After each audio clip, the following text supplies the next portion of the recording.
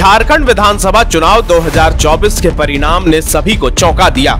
इसमें जीत भले इंडिया गठबंधन की हुई हो, लेकिन चर्चा जिसकी जोरों पर रही वह एक 30 साल का नौजवान है। इस नौजवान की पार्टी भले नई हो, मगर इनकी पार्टी ने चुनाव में बीजेपी और आजसू का हाल बुरा कर दिया। इस नौजवान ने बेहद ही कम समय में छात्र नेता से जन नेता बनने तक का सफर तय कर लिया है। इसे सुनने के लिए गांव और कस्बों से लोग दूर दूर से आते हैं। यह युवा नेता जीप के बोनट पर खड़े होकर भाषण देते हैं, जिसमें वो अक्सर स्थानीय मुद्दों पर जोर देते नजर आते हैं। इस युवा नेता के प्रशंसक उन्हें टाइगर कहकर पुकारते हैं। सादे लिबास में नजर आने वाला यह नौजवान नेता हमेशा युवा वर्ग के लिए रोजगार, भाषा और उनके हक अधिकार की बात करते हैं। इनकी सादगी इनके लिबास, भाषा और रहन सहन में भी झलकती है। यह युवा नेता और कोई नहीं बल्कि डुमरी विधानसभा से जीत दर्ज करने वाले जेएलकेएम प्रत्याशी जयराम महतो हैं। जयराम ने झारखंड की राजनीति में नए नेता के तौर पर डेब्यू किया है। वह छात्र आंदोलनकारी रहे हैं। साथ ही उन्होंने लोकसभा में भी अपनी किस्मत आजमाई थी, लेकिन उस वक्त वो 3 लाख से ज्यादा वोट के साथ तीसरे स्थान पर रहे थे। हालांकि हाल में हुए झारखंड विधानसभा चुनाव में उनकी पार्टी का प्रदर्शन काफी सराहनीय रहा। इस चुनाव में उनकी पार्टी जेएलकेएम ने बीजेपी के नेतृत्व वाले एनडीए गठबंधन को काफी नुकसान पहुंचाया। तो आइए जानते हैं कौन है जयराम महतो और कैसे इनकी एंट्री राजनीति में हुई। जयराम महतो का जन्म धनबाद जिले के मानटाड़ गांव में 27 दिसंबर 1994 को हुआ। उनके परिवार में कुल 4 लोग हैं, जिनमें जयराम, उनकी मां, दादी और एक छोटा भाई शामिल है। जयराम के पिता एक आंदोलनकारी थे, जिनकी मौत अलग झारखंड राज्य आंदोलन के दौरान हुई थी। जयराम महतो की शुरुआती पढ़ाई लिखाई गांव में ही हुई, जिसके बाद उन्होंने पीके रॉय मेमोरियल कॉलेज धनबाद से इंग्लिश ऑनर्स में मास्टर किया। फिलहाल डुमरी विधायक जयराम महतो अंग्रेजी साहित्य में पीएचडी कर रहे हैं। अब आपको बताते हैं कि राजनीति में आखिर जयराम कैसे आ गए। झारखंड में राज्य सरकार ने साल 2021 के दिसंबर में एक अधिसूचना जारी की थी।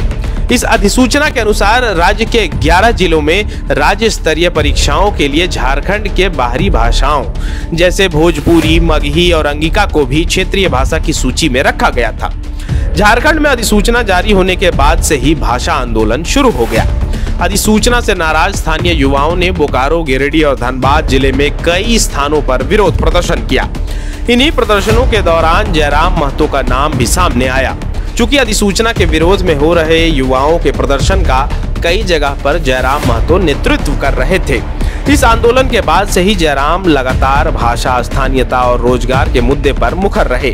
इसी कड़ी में साल 2023 में जयराम ने झारखंडी भाषा खतियान संघर्ष समिति के नाम से एक संगठन की स्थापना की।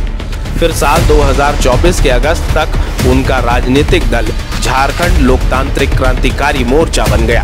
जयराम महतो की पार्टी जेएलकेएम ने लोकसभा चुनाव 2024 में 8 सीटों पर अपने उम्मीदवार उतारे थे। जेएलकेएम ने राज्य के गिरिडीह, रांची, कोडरमा, हजारीबाग और धनबाद जैसे महत्वपूर्ण सीटों पर अपने उम्मीदवार उतारे थे। हालांकि इस चुनाव में जेएलकेएम एक भी सीट जीतने में सफल नहीं हो पाई थी, लेकिन नई पार्टी के तौर पर उनका प्रदर्शन बेहतर रहा था। जयराम की पार्टी के उम्मीदवारों ने कई सीट पर काफी संख्या में वोट हासिल किए थे। लोकसभा चुनाव में गिरिडीह से जेएलकेएम प्रत्याशी जयराम महतो को 3 लाख से ज्यादा वोट मिले थे। वहीं रांची लोकसभा सीट से पार्टी उम्मीदवार देवेंद्र नाथ महतो ने चुनाव में 1,32,000 से ज्यादा वोट हासिल किए थे। जेएलकेएम पार्टी ने विधानसभा चुनाव में केवल 1 सीट पर जीत हासिल की, लेकिन इस पार्टी ने एनडीए गठबंधन को काफी नुकसान पहुंचाया। जयराम की पार्टी का प्रभाव इस बात से आंका जा सकता है कि झारखंड विधानसभा चुनाव में हॉट सीट माने जाने वाले सिल्ली और चंदनक्यारी विधानसभा क्षेत्र के परिणाम में जेएलकेएम उम्मीदवारों की अहम भूमिका रही। सिल्ली में जहां जेएमएम के अमित महतो ने आजसू सुप्रीमो सुदेश महतो को हराते हुए जीत हासिल की, वहीं इस सीट से जेएलकेएम उम्मीदवार देवेंद्र नाथ महतो तीसरे स्थान पर रहे।